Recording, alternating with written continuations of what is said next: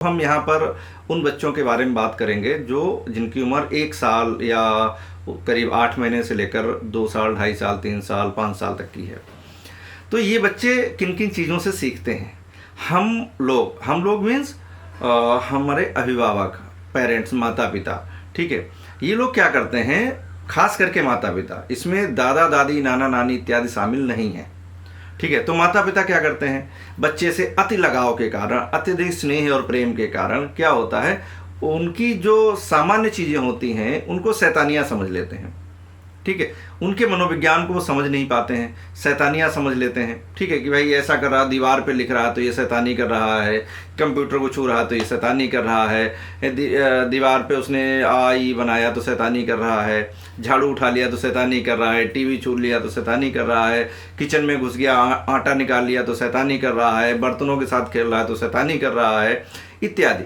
और फिर क्या होता है, खास करके हमारे शहर के शिक्षित अभिभावक और ख़ास करके माएँ, ठीक है, तो क्या हो रहा है, वो बच्चों को मैनर्ड बनाने के चक्कर में लगे रहते हैं कि बच्चे के अंदर मैनर आ जाए। अब मैनर कौन से चाहे, वो कौन से मैनर चाहिए, टीवी वाले मैनर, ठीक है, ऐसे बैठो, ऐसे उठो। भाई बच्चा प्रकृति का हिस्सा है और प्रकृति पर आप अंकुश नहीं लगा सकते हैं।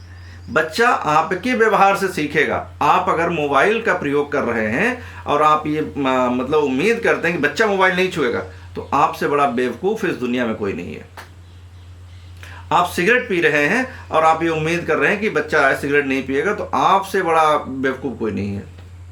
आप कोई भी ऐसा कार्य कर रहे हैं और जो लगता है कि बच्चे को नहीं करना चाहिए, तो आपसे बड़ा बेवकूफ़ कोई नहीं है। बच्चा आपके उपदेश से नहीं सीखेगा, बच्चा सीखता है अनुकरण से, अपने वातावरण के जो अपने आसपास का जो वातावरण होता है उससे सीखते हैं।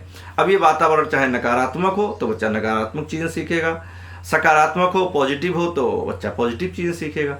अब दिक्कत सबसे बड़ी यही आती है कि हम सब इन चीज़ों को नहीं समझते हैं। पेरेंट्स और हमारे स्कूल के टीचर सीधे उपदेश देने में लग जाते हैं। चलो, टीचरों के ऊपर तो एक बंदिश है, उनको एक एजुकेशन सिस्टम के अकॉर्डिंग चलना है, ठीक है। वो एक संस्थान में नौकरी करते हैं तो उस संस्थान के वैल्यू या जो वहाँ के नियम है, जो परंपराएं है, उसके अनुसार चलना है, ठीक है। इतने और वो टीचर भी पेरेंट्स ही हैं, तो वो ये नहीं समझ सकते कि बच्चा कैसे सीखेगा। बस हम उपदेश देने पर लग जाते, पूरे टाइम उपदेश, ये मत करो, ये मत करो, ऐसा करो, ऐसा ना करो, ऐसा करो, ऐसा ना करो। धीरे धीरे होता ये है, बच्चा फ्रस्ट्रेट हो जाता है और फिर वो आपके हाथ से निकल जाता है, आप उसको संभाल नहीं पाते हैं। आपको अपनी बातें बताएगा ही नहीं, वो शेयर ही नहीं करेगा।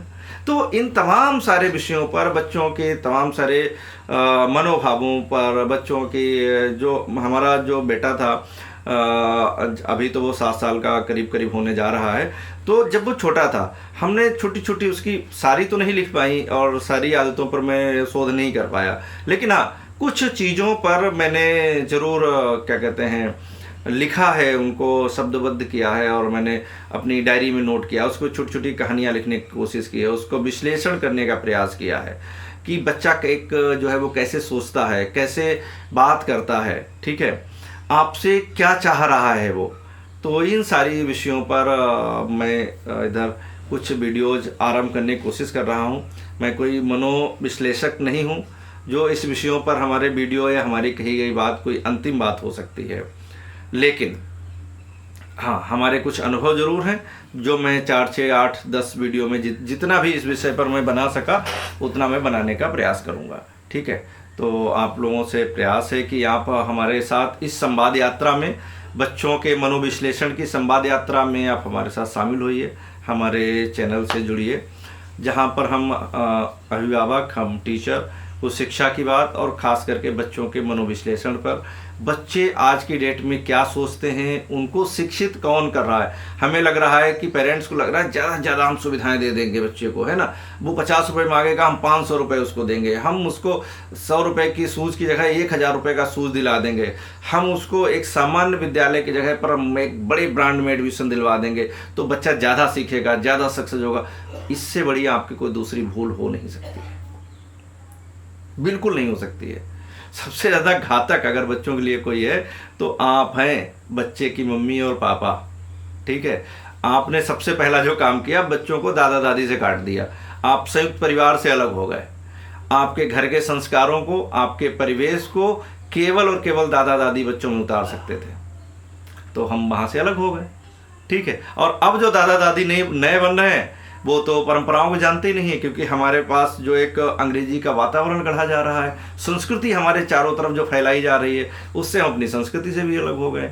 तो बच्चे को हम समझने से बिल्कुल दूर हो गए।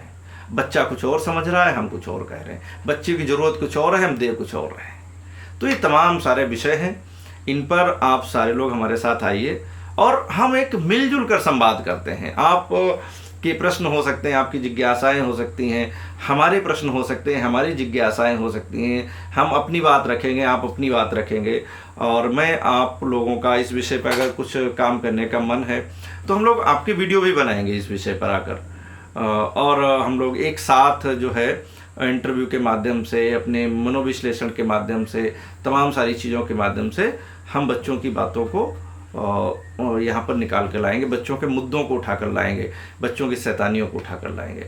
आप मुझे लिखकर भेजिए कि आपका बच्चा किस प्रकार की शैतानी कर रहा है, उसके अंदर आपको क्या नकारात्मक लगता है, ठीक है, कौन सी आदतें आपको उसकी अच्छी नहीं लगती हैं और आप कंफ्यूज हैं। तो हम उस पर एक अच्छे लोगों के साथ बैठकर विश्लेषण करने का प्रयास करेंगे। तो आइए और हमारे इस चैनल से जुड़िए। Thank you.